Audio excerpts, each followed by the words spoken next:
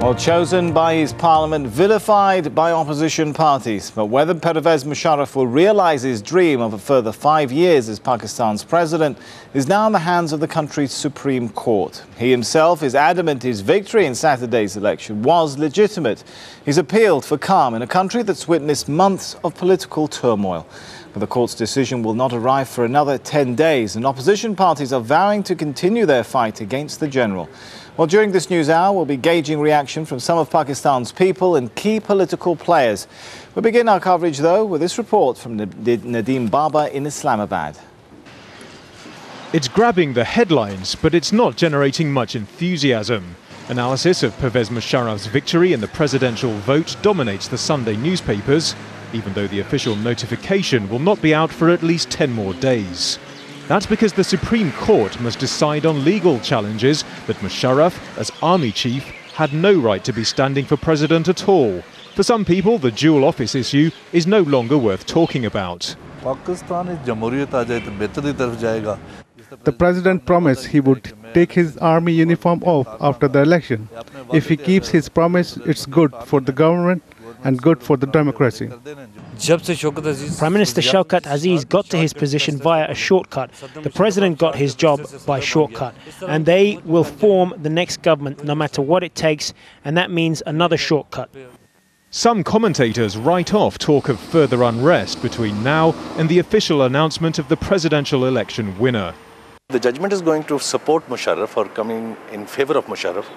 I think it will be taken maybe as a pinch of salt by few, but largely Musharraf will get a go-ahead signal and he will rule this country. But there are new warnings of a bigger crisis if the anticipated general election is not seen as free and fair by Pakistanis. Because the people of Pakistan must be provided an opportunity to express their real sentiments through the ballot box. And if they are stopped from doing that, or if their sentiments are thwarted through rigging or some other means, then that will also expose the government to the world. So I think that the general election ahead is going to become a very important battleground for the country. Just a few weeks ago, there was talk of President Musharraf being prepared to impose martial law. Now he's insisting Pakistan's democracy is healthier than ever. The true test of that may come when the people get their say at the general election. Between now and then, the country's sure to see more political deal-making. Nadeem Baba, Al Jazeera, Islamabad. Well, Kamal Haider is in Islamabad. He joins us now live. Kamal, skepticism about the court's ruling only seems to be growing, along with calls for more street protests. Is it really possible for the court to make a decision based purely on legal considerations?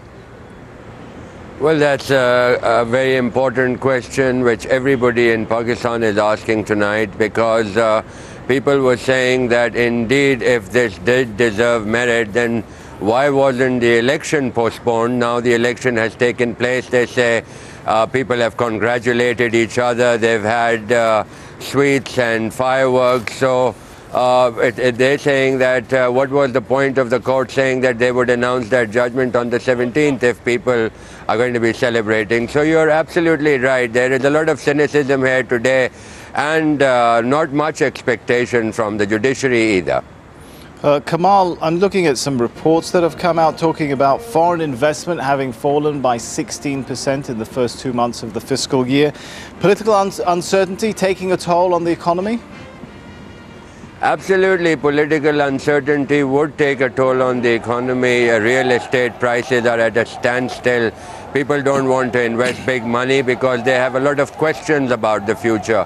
And unless they are certain that this country is on the road to democracy, that its people are satisfied, that there is no insurgency, that there is a political solution, then all the more people would invest. But you're absolutely right. There has been quite a bit of disappointment as far as the investors were concerned.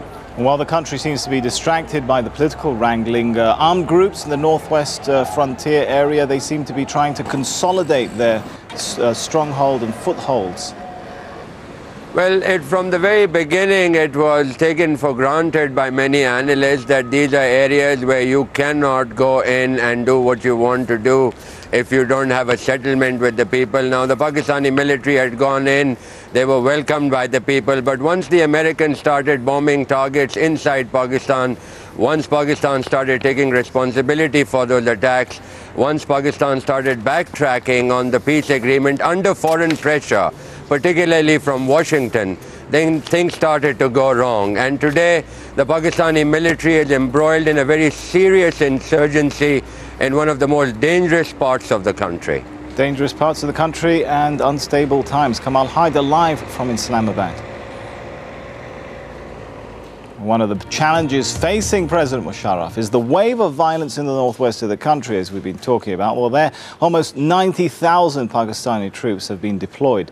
In the latest incident, the army says at least 48 pro-Taliban fighters were killed in fierce clashes in North Waziristan. 20 Pakistani soldiers were also reportedly killed. According to the military, the fighting began when the fighters ambushed an army convoy just hours after Musharraf swept the most votes in the presidential election. Well, coming up later in the news hour, it's not so much hold the front page as hold every page. Why many of Egypt's newspapers are refusing to publish.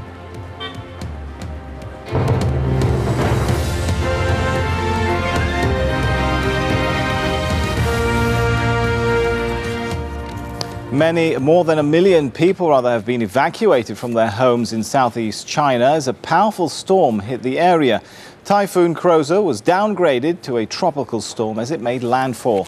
Well, near the border of the densely populated Xinjiang and Fujian provinces, meanwhile, officials in Vietnam say they're dealing with the worst flooding in more than 20 years following another typhoon which caused havoc. Officials say at least 55 people were killed, most in the central province of Nian. Well, there are reports of a second day of disturbances in Egypt's Sinai desert. Thousands of Egyptian Bedouins have stormed government buildings in the city of Al-Arish. Their protest began on Saturday over a lack of police protection during a clash between rival tribes. Well, Egypt's Bedouins are a group of Arab nomads who live in the deserts of the Sinai. There are around a dozen different tribes, but their total population is difficult to estimate, with figures ranging between 12,000 and 200,000. Well, they often complain of being marginalized by the Egyptian government and mistreated by authorities. And this hasn't been helped by the fact that though thousands of Bedouins were arrested and accused of involvement in a spate of bombings in the Sinai Peninsula between 2004 and 2006. And staying in Egypt, those who woke up expecting the usual variety of daily newspapers found that choice vastly reduced on Sunday. That's because at least 20 papers decided not to publish. Well, the decision to protest against verdicts passed down to journalists accused of spreading false information and insulting members of the ruling party. Ayman Mohideen has the story. It may be hard to notice, but this Egyptian newsstand is missing a few daily papers. That's because more than 20 of Egypt's leading opposition newspapers have not published editions on Sunday. They are protesting what they believe is a crackdown on journalists by the regime of President Hosni Mubarak. In less than a month, 10 journalists, including some of the country's most prominent opposition and independent writers, received prison sentences. Most were tried on vague charges accused of insulting the president and undermining state security, and at least one was accused under Egypt's emergency law. International and Egyptian activists and critics accuse the president of reneging on his promise to abolish penalties and constraints imposed on the media. After the president was re-elected, we stopped hearing anything about it. And then lately we've had this wave of judges handing out prison sentences to journalists like so many peanuts. In June, 28 papers also suspended publications for a day.